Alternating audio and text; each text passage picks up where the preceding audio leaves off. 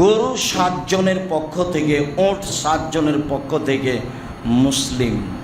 ইবনে আব্বাস রাদিয়াল্লাহু তাআলা আনহু বলেন, কুন্না মা নবী সাল্লাল্লাহু আলাইহি সাল্লাম ফি সাফারিন, আমরা একদা সফরে রাসূলের সাথে ছিলাম। ফাহাজার লাজহা, কুরবানি চলে আসলো। ফাস্তারাকনা, আমরা অংশগ্রহণ করলাম। গরুতে 7 জন আর উটে 10 জন। বুখারী মুসলিম। সম্মানিত দিনী ভাই, ভাগে কুরবানি চলবে এটা হাদিসে বোঝা যাচ্ছে। সফরের সাথে হাদিসগুলি জড়িত হলেও সফরের সাথে খাস করতে হবে এই কথা বিদ্বানগণ বলতে চান না। আসলে বলতে চাচ্ছেন 7 জন না 7 পরিবার। হাদিসে 7 জন আছে, 7 পরিবার নেই। 7 পরিবারের পক্ষ থেকে একটি গরু কুরবানি করতে হবে, এই মর্মে আমি আব্দুর রাজ্জাক বিন ইউসুফ 97 সাল থেকে তদন্ত চালাচ্ছি। এ যাবৎ আমি এমন কোনো হাদিস একটা পেশ করতে পারিনি যার মাধ্যমে বলতে পারি যে 7টি পরিবারের পক্ষ থেকে একটি গরু কুরবানি চলবে, এরকম আমি বলতে পারিনি। তবে 7 জনের পক্ষ থেকে আছে, তার প্রমাণ আছে সহিহ হাদিস। 7 জন আর 7 পরিবার এক নয়। পরিবারের পক্ষ থেকে একটি পশু কুরবানি হতে হবে, এ কথাই ঠিক। কয়েকটি হাদিস। আয়েশা রাদিয়াল্লাহু তাআলা আনহা বলেন, নাহারা রাসূলুল্লাহ সাল্লাল্লাহু আলাইহি সাল্লাম মিন আলে মুহাম্মদ বাকারাতান ওয়াহিদা ফি হজ্জাতিল বিদা।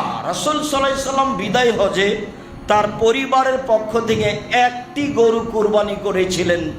বুখারী মুসলিম।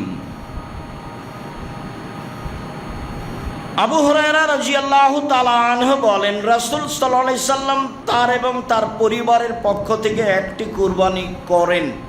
আনাস থেকেও যে বর্ণনা রয়েছে, তিনি তার পা তার চুয়ালের উপরে চাপালেন ফেলে দিয়ে, তারপরে তিনি বলছেন, আল্লাহুম্মা তাকাব্বাল মিন মুহাম্মদ ওয়া আলে মুহাম্মদ, আল্লাহ তুমি মুহাম্মাদের পক্ষ থেকে, তার পরিবারের পক্ষ থেকে কুরবানিটি কবুল করো।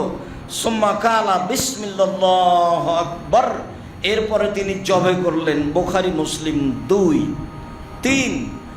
রাসূল সাল্লাল্লাহু আলাইহি সাল্লাম বিদায় হজের লম্বা ভাষণে বললেন, মেখলা বিবি সুলাইম বলেন, কুল্লামা রাসূলুল্লাহ সাল্লাল্লাহু আলাইহি সাল্লাম বিআরাফা, আমরা রাসূলের সাথে আরাফায় ছিলাম।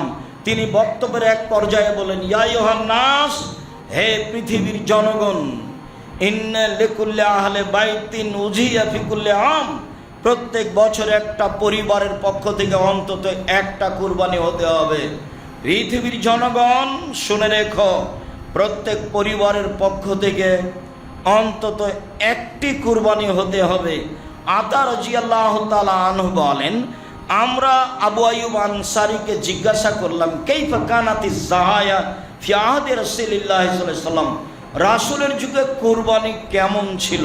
তিনি বললেন, ও রাজুল ইজাহি আশাতা আও বিসাতা আনহু আন আহলি বাইতিহি, একজন ব্যক্তি একটা ছাগল জবে করতেন তার পক্ষ থেকে, তার পরিবারের পক্ষ থেকে। ইয়াকুলুনা ইয়াতঈমুনা, তারা খেত এবং খাওয়াতো। তিরমিজি হাদিস সহিহ। সম্মানিত দিনী ভাই, আমরা বলছিলাম একটা পরিবারের পক্ষ থেকে একটা কুরবানি হতে হবে, অন্তত 100টা জবে করেন। কুরবানি হওয়া ভালো, একাধিক করেন। সারা জীবন ভাই ভাই ভিন্ন থাকে, কুরবানির সময় এসে 3 ভাইয়ের টাকা জমা করে একটা গরু কিনতে হবে, এই হিসাব হবে না। ভাত ভিন্ন যখন, সংসার ভিন্ন তখন, ভাত ভিন্ন যখন, সংসার ভিন্ন তখন। সংকীর্ণ পথে যান কেন? আমি আমার বাপ চাচাকে চিরদিন দেখেছি ভাগে কুরবানি দিতে।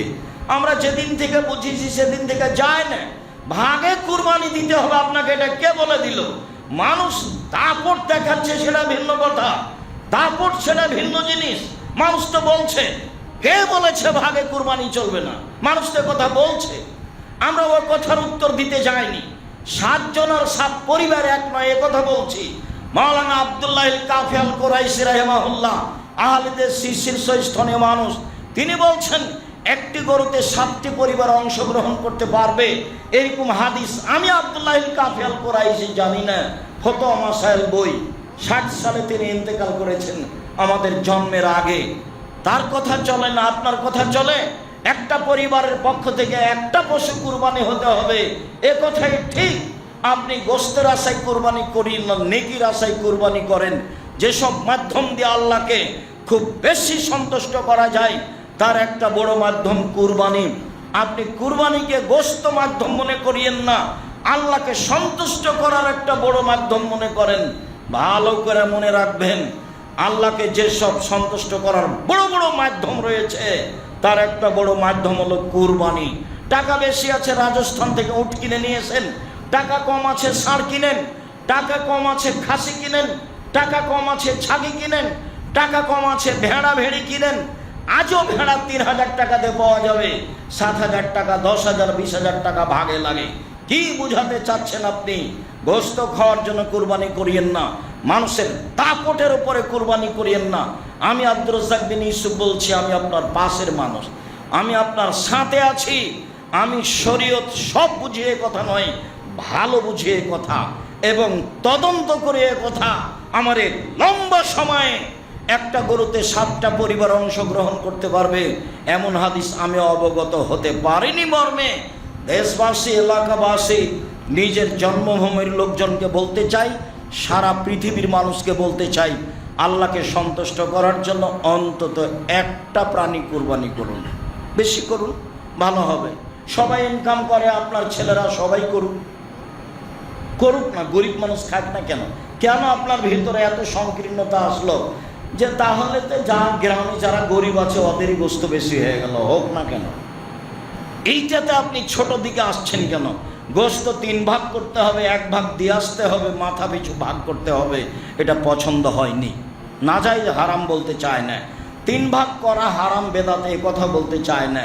3 ভাগ করেছেন, 1 ভাগ দিয়ে এসেছেন, বাস একটু ধৈর্যের পরিচয় দেন, ওটা থাক।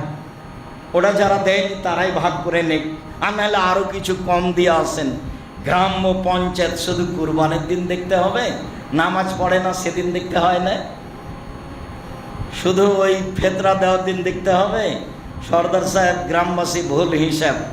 আমি অনেক দিন থেকে গ্রামে বসবাস করি না, গ্রামের কর্মকাণ্ড আমাকে ভালো লাগে না, আজও আমি পছন্দ করি না। তবে আমি আপনার সাথে আছি মর্মে। আজকেই আপনাকে দলীয় দাপট দেখাতে হবে, ক্ষমতা দেখাতে হবে, গ্রাম্য সর্দারের গতিবিধি দেখাতে হবে, তা নয়, এটা ঠিক নয়। ভাগে কুরবানি করিয়েন না। কম টাকা দিয়ে ভেড়া কিনেন, ছেলে মেয়ে আছে, টাকা পয়সা আছে, 10টা কিনেন, তাতে আসে যায় না। 3 ভাগ করলে গুনাহ হবে না, তার চেয়েও কম করেন, তবে যা দিয়েছেন তা ভাগ করিয়েন না। ভাগ করলে পাপ হবে এই কথা আমাদের তদন্তে আসে না, তবে ভাগ না করাই ভালো। আরও দেন, বেশি দেন, যারা দেয়নি তারা বেশি পাক। বলছিলাম কুরবানি, চন্দ্র উঠলে নখ কাটা যাবে না, চুল কাটা যাবে না, এ কথাই ঠিক। হাদিস বুখারী মুসলিম। তবে হাদিসের ভাষা যা, তাতে যে কুরবানি দিবে মালিক তার জন্য এটা জরুরি হুকুম, পরিবারের জনগণ তার অধীনস্থ নয়। যদিও সবার পক্ষ থেকে কুরবানি হচ্ছে মর্মে ভালো হতে পারে সবাই নখ চুল না কাটুক, তবে যে ব্যক্তি কুরবানি দিচ্ছে তার প্রতি এ আদেশ। বলছিলাম যেসব মাধ্যম দিয়ে আল্লাহকে সন্তুষ্ট করা যায় তার একটি বড় মাধ্যম কুরবানি।